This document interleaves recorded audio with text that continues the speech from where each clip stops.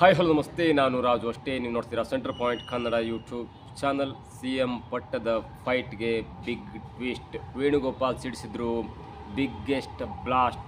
ರಾಜ್ಯ ರಾಜಕಾರಣದ ಸ್ಫೋಟಕ ಸುದ್ದಿ. DKಗೆ ಆಘಾತ. ಏನಿದು ಅಪ್ಡೇಟ್, ಇವೆಲ್ಲವನ್ನು ನೋಡೋಣದಕ್ಕಿಂತ ಮೊದಲು ಇಲ್ಲಿ ತನಕ ನಮ್ಮ ಚಾನಲ್ ಸಬ್ಸ್ಕ್ರೈಬ್ ಮಾಡಿಲ್ಲ ಅಂದರೆ ಈಗಲೇ ಸಬ್ಸ್ಕ್ರೈಬ್ ಮಾಡಿ, ಜೊತೆಗೆ ಕಾಮೆಂಟ್ಗಳ ಮುಖಾಂತರ ತಮ್ಮ ಅಭಿಪ್ರಾಯವನ್ನು ತಿಳಿಸಬಹುದು. ವೀಕ್ಷಕರೇ, 2023 ಮೇ 21ಕ್ಕೆ ರಾಜ್ಯದ ಮುಖ್ಯಮಂತ್ರಿಯಾಗಿ ಎರಡನೇ ಬಾರಿ ಸಿದ್ದರಾಮಯ್ಯನವರು ಮುಖ್ಯಮಂತ್ರಿಯಾಗಿ ಪದಗ್ರಹಣವನ್ನು ಹೊಂದಿದಾಗ ಅಥವಾ ತೆಗೆದುಕೊಂಡಾಗ ಎಲ್ಲೋ ಒಂದು ಕಡೆ DK ಶಿವಕುಮಾರ್ ಅವರಿಗೆ ನಿರಾಸೆಯಾಗಿತ್ತು. ಆದರೂ ಕೂಡ ಹೈಕಮಾಂಡ್ ಒತ್ತಡಕ್ಕೆ ಬಾಗಿದಂಥ ಶಿವಕುಮಾರ್ ಅವರು DCM ಪಟ್ಟಕ್ಕಾಗಿ ಒಪ್ಪಿಕೊಳ್ತಾರೆ ಮತ್ತು 2025 ನವೆಂಬರ್ 21ಕ್ಕೆ ಸರ್ಕಾರ 2.5 ವರ್ಷಗಳ ಪೂರೈಸಿದ ನಂತರ ಸಿದ್ದರಾಮಯ್ಯನವರನ್ನ ಸ್ವಯಂ ನಿವೃತ್ತಿ ಕೊಟ್ಟು ಆ ಜಾಗದಲ್ಲಿ DK ಶಿವಕುಮಾರ್ ಎನ್ನುವಂಥ ಒಬ್ಬ ಪಕ್ಷದ ನಿಷ್ಠಾವಂತ ಕಾರ್ಯಕರ್ತನಿಗೆ CM ಪಟ್ಟ ಕಟ್ಟುವಂಥ ಒಂದು ವಾಗ್ದಾಳಿಯನ್ನು ಅಥವಾ ಒಂದು ವಾಗ್ದಾನವನ್ನು ಸೋನಿಯಾ ಗಾಂಧಿ, ಪ್ರಿಯಾಂಕಾ ವಾದ್ರಾ, ರಾಹುಲ್ ಗಾಂಧಿ, ವೇಣುಗೋಪಾಲ್, ಸುರ್ಜೇವಾಲಾ ಮತ್ತು ಖರ್ಗೆ ಜೊತೆಗೆ ಸಿದ್ದರಾಮಯ್ಯನವರ ಸಮ್ಮುಖದಲ್ಲಿ ಅಲ್ಲಿ ಮತ್ತೊಬ್ಬ ಮುಖ್ಯವಾದಂಥ ವ್ಯಕ್ತಿ ಕೂಡ ಇದ್ದರು. ಅವರು ಯಾರಂದರೆ DK ಶಿವಕುಮಾರ್ ಅವರ ಸಹೋದರರಾದಂಥ ಮತ್ತು ಪಟ್ಟು ಬಿಡದಂಥ ವ್ಯಕ್ತಿತ್ವವನ್ನು ಹೊಂದಿರುವಂಥ DK ಸುರೇಶ್ ಅವರು. ಹೀಗಾಗಿ ಎಲ್ಲದರ ಮುಂದೆ ಒಂದು ವಾಗ್ದಾನ ಆಗಿತ್ತು. ಅದೇನೆಂದರೆ 2023 ಮೇಯಲ್ಲಿ CM ಆಗಿ ಸಿದ್ದರಾಮಯ್ಯನವರು ಪದಗ್ರಹಣವನ್ನು ಹೊಂದ್ತಾರೆ. ಅದಾದ ನಂತರ 2025 ನವೆಂಬರ್ 21 ಸುಮಾರಿಗೆ 2.5 ವರ್ಷ ಆದ ನಂತರ ಆ ವೇಳೆಗೆ ಶಿವಕುಮಾರ್ ಅವರು CM ಪಟ್ಟವನ್ನು ಅಲಂಕರಿಸ್ತಾರೆ ಅನ್ನುವಂಥ ಮಾತಿತ್ತು. ಆದರೆ ಎಲ್ಲೋ ಒಂದು ಕಡೆ 2.5 ವರ್ಷ ಆಗಿ 2.75-3 ವರ್ಷ ಆಗ್ತಾ ಬಂದಿದೆ. ಆದರೂ ಕೂಡ ಎಲ್ಲೋ ಒಂದು ಕಡೆ DK ಶಿವಕುಮಾರ್ ಅವರಿಗೆ CM ಪಟ್ಟವನ್ನು ಅಲಂಕರಿಸುವಂಥ ಒಂದು ಆಸೆ ಇಲ್ಲಿಯ ತನಕ ಅದು ಈಡೇರ್ತಾ ಇಲ್ಲ. ಇದರ ಮಧ್ಯೆ ಎಲ್ಲೋ ಒಂದು ಕಡೆ ಸತೀಶ್ ಜಾರಕಿಹೊಳಿ ಹೇಳ್ತಾ ಇದ್ರು, ಹೈಕಮಾಂಡ್ ಆದಂಥ ಖರ್ಗೆ ಅವರನ್ನ ಮೀಟ್ ಮಾಡಿದಾಗ ಎಲ್ಲವೂ ಕೂಡ ಮುಕ್ತಾಯವಾಗಿದೆ, ಎಲ್ಲವೂ ಕೂಡ ಡಿಸೈಡ್ ಆಗಿದೆ, ಒಂದೊಳ್ಳೆ ಮುಹೂರ್ತಕ್ಕಾಗಿ ಕಾದು ಕುಳಿತಿದ್ದೇವೆ ಅನ್ನುವಂಥ ಮಾತು ಕೂಡ ಹೇಳ್ತಾ ಇದ್ರು. ಆದರೆ ಅದರ ಬೆನ್ನಲ್ಲೇ ಅಸ್ಸಾಂ ಅಥವಾ ಪಂಚ ರಾಜ್ಯಗಳ ಚುನಾವಣೆ ಮುಗಿದ ನಂತರ ಅಂದರೆ ಜೂನ್ ಮೊದಲ ವಾರದಲ್ಲಿ DCM ಅವರಿಗೆ ಅಥವಾ ಶಿವಕುಮಾರ್ ಅವರಿಗೆ ಮುಖ್ಯಮಂತ್ರಿ ಪಟ್ಟ ಕೊಡ್ತಾರೆ. ಅದು ಕನ್ಫರ್ಮ್ ಆಗಿದೆ ಅನ್ನುವಂಥ ಸುದ್ದಿ ರಾಜಕೀಯ ವಲಯದಲ್ಲಿ ಕೇಳಿಬರ್ತಾ ಇದ್ರು ಕೂಡ. ಜೊತೆಗೆ ಶಿವಕುಮಾರ್ ಅವರು ಅದಕ್ಕೆ ಪಾಸಿಟಿವ್ ಆಗಿ ಉತ್ತರವನ್ನು ಕೊಡ್ತಾ ಇದ್ರು ಅಥವಾ ಅವರ ಮುಖದಲ್ಲಿ ಸ್ವಲ್ಪ ನಗು ಕಾಣ್ತಾ ಇದ್ರು ಕೂಡ. ಎಲ್ಲೋ ಒಂದು ಕಡೆ ಹೈಕಮಾಂಡ್ ಹೇಳಿದಿಲ್ಲ, ಜೂನ್ ವೇಳೆಗೆ ಮುಖ್ಯಮಂತ್ರಿ ಪಟ್ಟವನ್ನು ಕೊಟ್ಟೇ ಕೊಡ್ತೇವೆ, ಅದರಲ್ಲಿ ಯಾವುದೇ ತಪ್ಪಿಲ್ಲ ಅಥವಾ ಅದು ಆ ಮಾತನ್ನು ಖಂಡಿತವಾಗಿ ತಪ್ಪುವುದಿಲ್ಲ.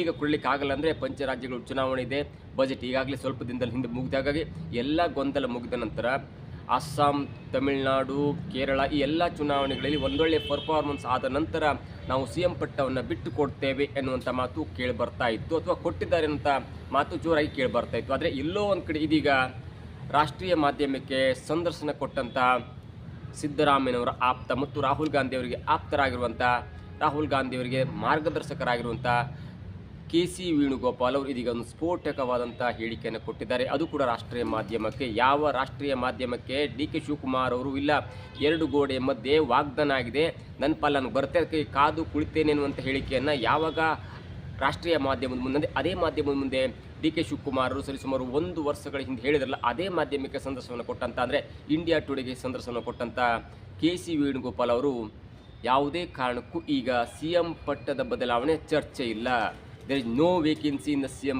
ಅಂದರೆ ಕರ್ನಾಟಕದಲ್ಲಿ ಯಾವುದೇ ಕಾರಣಕ್ಕೂ ಈಗ CM ಪೋಸ್ಟ್ ಖಾಲಿ ಇಲ್ಲ. ಜೊತೆಗೆ ಸಿದ್ದರಾಮಯ್ಯನವರು ದೇಶ ಕಂಡಂಥ ಪ್ರಭಾವಿ ಮುಖ್ಯಮಂತ್ರಿ. ಮುಂದೊಂದು ದಿನ ಯಾವಾಗೂ ಡಿಸೈಡ್ ಮಾಡ್ಬೋದು, ಅದು ಆಮೇಲೆ. ಆದರೆ ಈಗ ಸದ್ಯದ ಮಟ್ಟಿಗೆ there is no changes, vacancy ಕೂಡ ಇಲ್ಲ. ಸಿದ್ದರಾಮಯ್ಯನವ್ರನ್ನ ಯಾವುದೇ ಕಾರಣಕ್ಕೂ ಕೆಳಗಿಳಿಸಲ್ಲ ಅಥವಾ ಸಿದ್ದರಾಮಯ್ಯನವ್ರನ್ನ ಇಡೀ ದೇಶ ಕಂಡ ಪ್ರಭಾವಿ ಮುಖ್ಯಮಂತ್ರಿ ಎನ್ನುವಂಥ ಹೇಳಿಕೆಯನ್ನು ಕೊಟ್ಟು ಈ ಪ್ರಭಾವಿ ಮುಖ್ಯಮಂತ್ರಿ ಇಳಿಸಿದ್ರೆ ಏನಾಗುತ್ತೆ ಎನ್ನುವಂಥ ಒಂದು ಮೆಸೇಜನ್ನು DK ಶಿವಕುಮಾರ್ ಅವರ ಬಣಕ್ಕೆ ಕೊಟ್ಟಿದ್ದಾರೆ ಎಂಬುವಂಥ ಸಂದೇಶ ಇದೀಗ ನೇರವಾಗಿ ಬರ್ತಾ. ಇದರ ಒಟ್ಟು ಸಾರಾಂಶ ಅಂದರೆ ಇಲ್ಲಿ 2 ಮಾತನ್ನು ನಾವು ಗಮನಿಸಲೇಬೇಕಾಗತ್ತೆ. ಅದೇನೆಂದರೆ, ನಿರೂಪಕರು ಕೇಳ್ತಾರೆ ಅಂದರೆ ರಾಜ್ದೀಪ್ ಸರ್ದಾಸಿ ಅವರು ಕೇಳ್ತಾರೆ, ನೀವು ಕರ್ನಾಟಕದಲ್ಲಿ CM ಬದಲಾವಣೆ ಆಗುತ್ತಾ, ಸಿದ್ದರಾಮಯ್ಯ ಇಳಿಸಿ ಮತ್ತೊಬ್ಬರನ್ನು ನೀವು ತಂದು ಕೂರಿಸ್ತಾರೆ ಅನ್ನುವಂಥ ಒಂದು ನೇರವಾದ ಪ್ರಶ್ನೆಗೆ ವೇಣುಗೋಪಾಲ್ ಕೊಟ್ಟ ಹೇಳಿಕೆ ಮತ್ತೊಮ್ಮೆ ಸ್ಪಷ್ಟಪಡಿಸ್ತೇನೆ, ಯಾವುದೇ ಕಾರಣಕ್ಕೂ ಕೂಡ CM ಕುರ್ಚಿ ಖಾಲಿ ಇಲ್ಲ. ಎರಡನೇದಾಗಿ ಸಿದ್ದರಾಮಯ್ಯನವರು ದೇಶ ಕಂಡಂಥ ಅತ್ಯಂತ ಪ್ರಭಾವಿ ಮುಖ್ಯಮಂತ್ರಿ, ಒಳ್ಳೆಯ ಹೆಸರಿರುವಂಥ ವ್ಯಕ್ತಿ. ಜೊತೆಗೆ ಮುಂದೊಂದಿನ ಹೈಕಮಾಂಡ್ಗೆ ಟೇಕ್ ಎನಿ ಕಾಲ್ ಅಂತ ಹೇಳಿದ್ದಾರೆ. ಅಂದರೆ ಮುಂದೊಂದಿನ ಆಗಬಹುದು ಎನ್ನುವಂಥ ಸಂದೇಶ ಕೊಟ್ಟರು ಕೂಡ ಅವ್ರು ಹೇಳಿದಂಥ ಒಂದು ಮಾತಿದೆಯಲ್ಲ, ದೇಶ ಕಂಡ ಪ್ರಭಾವಿ ಮುಖ್ಯಮಂತ್ರಿ. ಇದರ ಅರ್ಥ ಇಷ್ಟೇ, ಒಂದು ವೇಳೆ ಆ ದೇಶ ಕಂಡ ಪ್ರಭಾವಿ ಮುಖ್ಯಮಂತ್ರಿನ ಕೆಳಗಿಳಿಸಿದರೆ ಮುಂದೆ ಆಗುವಂಥ ಅನಾಹುತಕ್ಕೆ ನಾವೆಲ್ಲ ಕೂಡ ಹೊಣೆಗಾರರಾಗಬೇಕಾಗತ್ತೆ ಎನ್ನುವಂಥ ಸ್ಪಷ್ಟ ಸಂದೇಶವನ್ನು ಕೊಟ್ಟಿದ್ದಾರೆ. ಇಲ್ಲಿ ನಾನು 2 ಪಾಯಿಂಟನ್ನು ಹೇಳ್ತೇನೆ. ಒಂದು ವೇಳೆ ಜೂನ್ ವೇಳೆಗೆ ಹೈಕಮಾಂಡ್ ಆದೇಶದಂತೆ, ಹೈಕಮಾಂಡ್ ನಿರ್ಣಯದಂತೆ ಡಿ.ಕೆ. ಶಿವಕುಮಾರ್ ಅವ್ರನ್ನ ಸಿದ್ದರಾಮಯ್ಯ ಜಾಗದಲ್ಲಿ ಬಂದು ಕೂರಿಸಿದರೆ ಅದು ಕರ್ನಾಟಕಕ್ಕೆ, ಕಾಂಗ್ರೆಸ್ಸಿಗೆ ಮತ್ತೊಂದು ಮುಳ್ಳಾಗತ್ತೆ, ಮತ್ತೊಂದು ದೊಡ್ಡ ಕಂಟಕವಾಗತ್ತೆ ಅನ್ನುವಂಥ ಒಂದು ಸಂದೇಶ ಹೈಕಮಾಂಡ್ಗೆ ಹೋಗಿದೆ. ಜೊತೆಗೆ ಈ ಎಲ್ಲ ಉಸ್ತುವಾರಿನ ಹೊತ್ಕೊಂಡಿರುವಂಥ, ಅಂದರೆ ಕರ್ನಾಟಕದ ಉಸ್ತುವಾರಿನ ಹೊತ್ಕೊಂಡಿರುವಂಥ ಕೆ.ಸಿ. ವೇಣುಗೋಪಾಲ್ ಅವರು ರಾಹುಲ್ ಗಾಂಧಿ ಅವರಿಗೆ ತಿಳಿಸಿದ್ದಾರೆ, ಒಂದು ವೇಳೆ ಡಿ.ಕೆ. ಶಿವಕುಮಾರ್ ನೀವು ಮುಖ್ಯಮಂತ್ರಿ ಕೊಟ್ಟರೆ ಅದನ್ನೇ ಇಟ್ಕೊಂಡು ಕೇಂದ್ರ ಸರ್ಕಾರ ಆಟ ಆಡಿಸ್ಬೋದು. ಅವ್ರ ಮೇಲೆ ಇದೀಗ CBI ಕೇಸ್ ಇದೆ, ಅವ್ರ ಮೇಲೆ ಇದೀಗ ED ಕೇಸ್ ಇದೆ, ಅವ್ರ ಮೇಲೆ ಅನೇಕ ಕೇಸ್ಗಳು ಕೂಡ ಇದೆ. ಮತ್ತು ಕೆಲ ವರ್ಷಗಳ ಹಿಂದೆ ಅವರು ಜೈಲಿಗೆ ಕೂಡ ಹೋಗ್ಬಂದಂತರು. ಅದನ್ನೇ ಮತ್ತೆ ರಿಓಪನ್ ಮಾಡಿ ಮತ್ತೆ ಅವರನ್ನು ಸಂಕಷ್ಟಕ್ಕೆ ಸಿಲುಕಿಸಿ ಮತ್ತೆ ಕರ್ನಾಟಕದಲ್ಲಿ ಕಾಂಗ್ರೆಸ್ಗೆ ಸಂಕಷ್ಟವಾಗುವಂಥ ಸಂದರ್ಭ ಬರಬಹುದು ಎನ್ನುವಂಥ ಕಾರಣಕ್ಕಾಗಿ ಈಗಾಗಲೇ ಡಿ.ಕೆ. ಶಿವಕುಮಾರ್ ಅವರ ಮೇಲಿರುವಂಥ ಎಲ್ಲ ಈ ಕೇಸ್ಗಳ ಲೀಗಲ್ ಒಪಿನಿಯನನ್ನು ಪಡ್ಕೊಳ್ತಾ ಇದ್ದಾರೆ ಅನ್ನುವಂಥ ಮಾತು ಕೂಡ ಕೇಳಿಬರ್ತಾ ಇದೆ. ಅದಾದ ನಂತರ ಡಿ.ಕೆ. ಶಿವಕುಮಾರ್ ಅವರಿಗೆ ಮುಖ್ಯಮಂತ್ರಿ ಪಟ್ಟವನ್ನು ಕೊಡಬಹುದು. ಆದರೆ ವೇಣುಗೋಪಾಲ್ ಅವರು ಹೇಳಿದಂಥ ಒಂದು ಸಂದೇಶ ಇದೆಯಲ್ಲ, ಅಂದರೆ ಕರ್ನಾಟಕ ಅಥವಾ ದೇಶ ಕಂಡಂಥ ಪ್ರಭಾವಿ ಮುಖ್ಯಮಂತ್ರಿ ಅವರನ್ನ ಉಳಿಸುವಂಥ ಮಾತುಕತೆ ಈಗ ಸದ್ಯ ಇಲ್ಲ.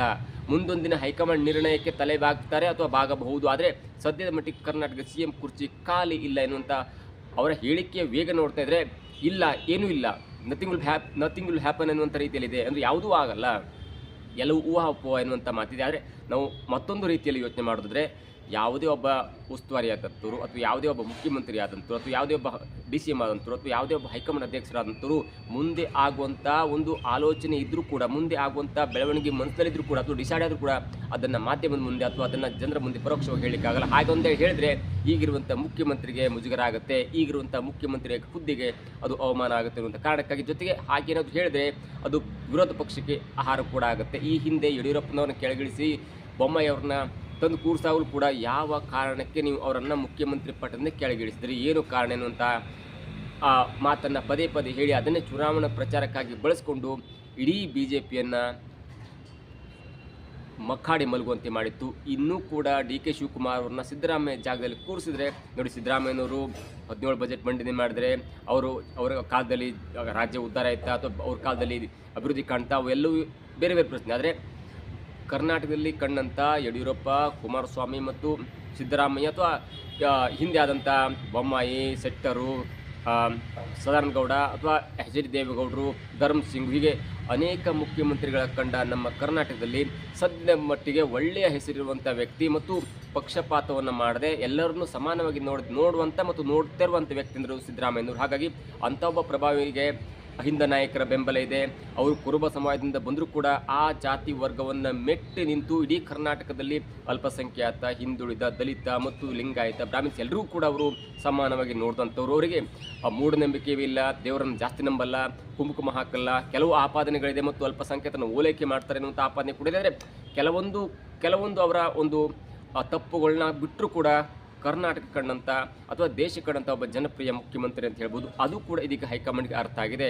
ಇವೆಲ್ಲವನ್ನು ನೋಡ್ತಿದ್ರೆ ಮುಂದೊಂದು ದಿನ ಹೈಕಮಾಂಡ್ ಸಿದ್ದರಾಮಯ್ಯನವ್ರ ಜಾಗದಲ್ಲಿ ಡಿ.ಕೆ. ಶಿವಕುಮಾರ್ ತಂದು ಕೂರಿಸುತ್ತೆ, ಅದು ಜಾಹೀರಾಗುತ್ತೆ, ಅದು ಕೂಡ ಡಿಸೈಡ್ ಆಗಿದೆ. ಆದರೆ ಆ ಒಂದು ಟ್ರಾನ್ಸಿಷನ್ನ ಜನರಿಗೆ ಹೇಗೆ ಮನವರಿಕೆ ಮಾಡಿಕೊಡ್ಬೇಕು, ಜನರಿಗೆ ಅದೊಂದು ಸ್ಥಿತ್ಯಂತರ ಇದೆ, ಅದನ್ನು ಹೇಗೆ ಜನರಿಗೆ ಮನವರಿಕೆ ಮಾಡಿಕೊಡ್ಬೇಕೆನ್ನುವಂಥ ಒಂದು ತಲೆ ಬಿಸಿ ಅಥವಾ ಆ ಒಂದು ತಲೆನೋವು ಇದೀಗ ಹೈಕಮಾಂಡ್ಗೆ ದೊಡ್ಡದಾಗಿ ಕಾಡ್ತಾ ಇದೆ. ಆದರೆ ಯಾವುದೇ ಕಾರಣಕ್ಕೂ ಕೂಡ ಓಕೆ, ಸಿದ್ದರಾಮಯ್ಯನವರು ಒಬ್ಬ ಒಳ್ಳೆಯ ನಾಯಕ, ಒಬ್ಬ ಪ್ರಭಾವಿ, ಒಬ್ಬ ದೇಶ ಕಂಡ ಮುಖ್ಯಮಂತ್ರಿ ಆದರೂ ಕೂಡ ಪಕ್ಷದ ಹಿತದೃಷ್ಟಿಯಿಂದ, ಕಾರ್ಯಕರ್ತರ ಹಿತದೃಷ್ಟಿಯಿಂದ ಅಥವಾ ಕಾಂಗ್ರೆಸ್ ಪಕ್ಷದ ಉಳಿವಿಗಾಗಿ ಡಿ.ಕೆ. ಶಿವಕುಮಾರ್ ಸತ್ತವಾಗಿ ತನು ಮನ ಧನ ಸಹಾಯದಿಂದ ಹೋರಾಡ್ತಾನೆ ಇದ್ದರೆ ಆ ಹೋರಾಟಕ್ಕೆ ಅವರು ಬೆಲೆ ಕೊಡಬೇಕನ್ನೋ ದೃಷ್ಟಿಯಿಂದ ಹೈಕಮಾಂಡ್ ಈಗ ನಿರ್ಧಾರ ಮಾಡಿರಬಹುದು.